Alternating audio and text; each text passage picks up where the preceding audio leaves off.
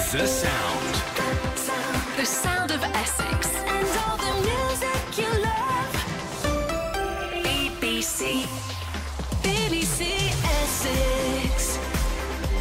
Well, good afternoon. Welcome to the programme. Steve Scruton in for Sadie for today and tomorrow. She's having a couple of days off. And in this final hour of this afternoon's programme, keep your calls coming on the oldest Christmas decoration that you have in your possession and your dream job from childhood. Did you manage to achieve it? What was it? 0800 111 40 41. And also this hour, well, the government's accepted plans for the Lower Thames Crossing, a 14-mile link between Kent and Essex. And the decision means that the Planning Inspectorate is satisfied with the National Highways consultation. So what will this mean for us here in Essex? Steve Scruton. BBC Essex. Well, the plans are now going to be examined by a panel of government-appointed independent experts. The work on the 2.5-mile tunnel under the Thames could start as early as 2024 and be finished by 2029 if it gets the go-ahead. Well, Laura Blake is the chairwoman, I should say, of the Thames Crossing Action Group, and she's on the line now. Laura, good afternoon. Afternoon, Steve. Thanks for having me on the show. No problem. What was your initial reaction when you first heard this news?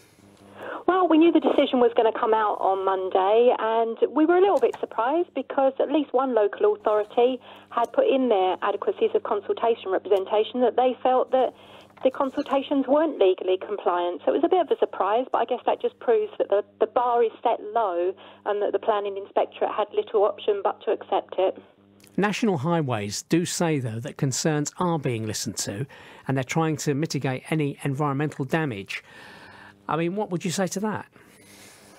They're full of propaganda and greenwashing attempts. They're not listening to anybody. There's a lack of meaningful engagement. The project's still hugely destructive and harmful. It fails to meet the scheme objectives, won't solve the problems at the Dartford crossing, and all that for a cost of £10 billion or more. I mean, the National Audit Office have recently stated that there are issues regarding low value for money. I think a solution, though, is needed, is it not, to ease the congestion at the Dartford-Thurrock crossing now? Surely this will go a long way to achieving that goal, won't it? You're right that something needs to be done, but no, this won't. This will still leave the Dartford crossing over capacity. It's not just us as an action group either. There's MPs. Jackie Doyle-Price has recently called for it to be scrapped. Stephen Metcalfe has got serious concerns, as well as other MPs outside of our local area. The local authorities have got issues with it. Something needs to be done, but they haven't adequately considered all of the possible options, and there are better alternatives out there that need to be considered rather than wasting £10 billion of taxpayers' money on something that's not going to solve the problems. So do you think then that your concerns are being listened to? Clearly you don't. No, not at all, and we're not alone. We're also part of a conservation coalition with some very large organisations like the Woodland Trust, CPRE, and we're all of the same opinion. It's not going to be an adequate consultation because of the lack of meaningful engagement. They haven't been sharing information. They've held so much information that we should have had during the consultations. Until now, we have to wade through 63,000 pages of documentations in this DCO application to try and hunt down what we should have been told previously. I mean, this has been going on now for some years, this consultation and talk about another crossing. And as chair of the Lower Thames Action Group, do you think opposition is now waning because the plans have reached another stage in this process? Do you think people might now be just getting a bit fed up with it and just get on with it because we want something done? Us as a group, no, we're still full steam ahead. As I say, we knew this decision was coming. We are confident that there is still plenty of evidence that proves that this project isn't fit for purpose. It won't solve the problems. And there are, of course, as I said as well, the issues over value for money. It's more expensive per mile than the highly controversial HS2.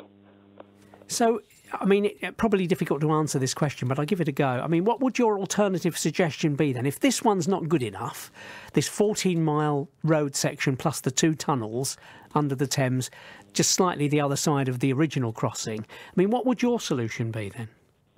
Well, there are other options that back at route choice stage of the consultation process weren't considered adequately. One in particular, option A14, would be a long tunnel from around junction 2 on the M25, popping up between 29 and 30 this side.